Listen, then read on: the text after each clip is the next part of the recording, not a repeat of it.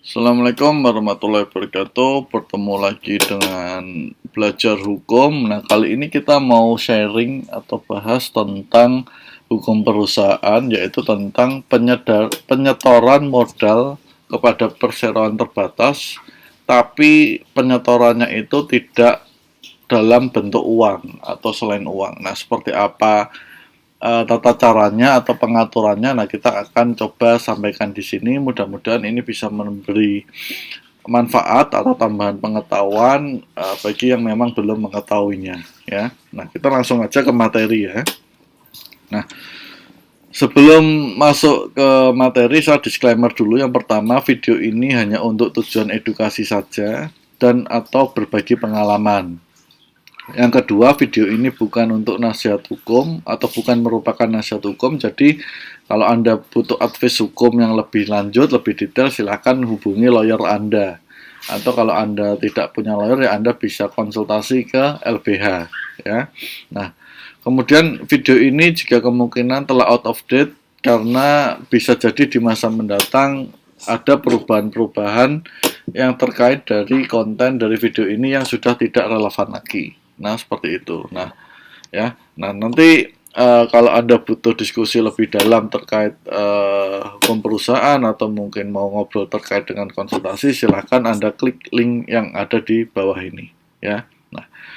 Nah, kemudian saya lanjut, ya, materinya yaitu PT atau perseroan terbatas itu diatur di Undang-Undang Nomor 40 Tahun 2007. Nah, Undang-Undang Nomor 40 Tahun 2007 ini ternyata juga sudah sebagian dari isinya diubah oleh Undang-Undang Cipta Kerja tahun 11 nomor 11 tahun 2020 atau yang kita kenal dengan Omnibus Law. Nah, mengenai penyetoran modal atau modal itu sendiri diatur dalam pasal 34 Undang-Undang PT atau Undang-Undang 40 nomor 2007. Nah, saya sudah screen capture isi dari pasal 34 tersebut, yaitu ada 3 ayat, ya, Anda bisa baca.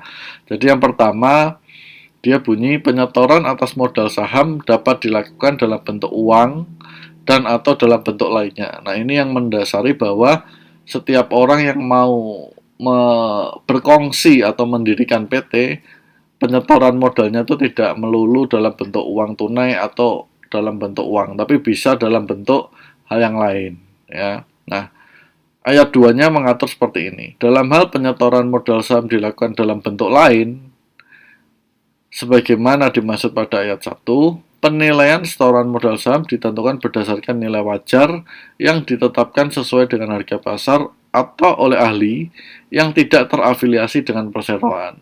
Nah, jadi harus dicek dulu. Jadi ketika Anda akan berkongsi membuat PT atau menerima pemegang saham baru di mana pembelian saham atau penyetoran sahamnya itu tidak dalam bentuk uang, nah maka tidak bisa serta-merta langsung diterima, tapi harus dicek dulu nilainya, ya.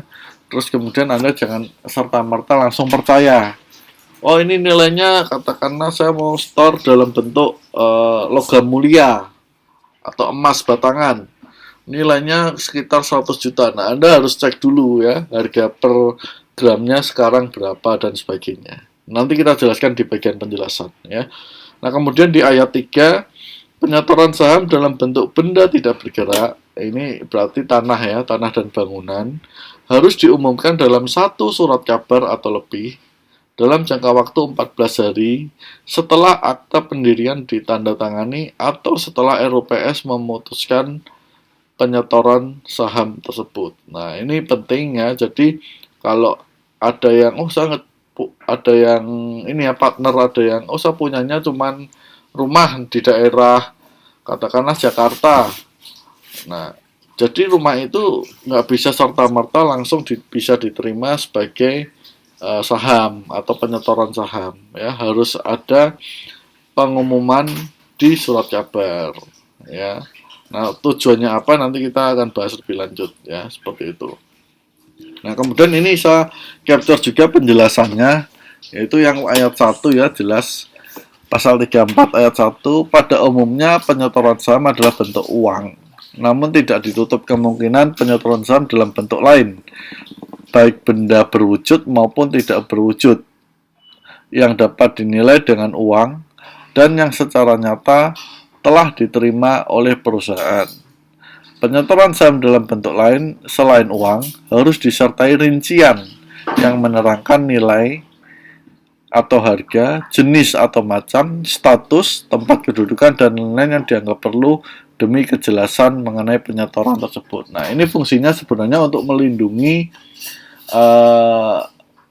itikat baik dari pendiri perusahaan yang lain ya, yang menyetor dalam bentuk uang. Artinya kalau ada yang mau nyetor dalam bentuk katakanlah mobil gitu, mobil, nah itu harus dicek dulu mobilnya itu benar nggak sih milik si penyetor itu. Ada bukti-buktinya ndak, kemudian nilainya berapa, taksirannya, terus kemudian dokumennya atau surat-suratnya seperti apa, kondisi mobilnya bagaimana dan sebagainya. Nah, seperti itu ya.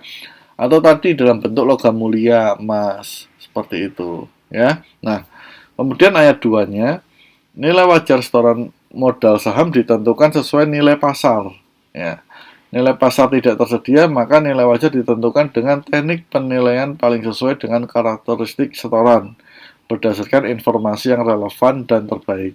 Nah, jadi nilai pasar itu biasanya kalau kita mau menaksir suatu barang ya, itu ada namanya KJPP ya, Kantor Jasa Penilai Publik ya.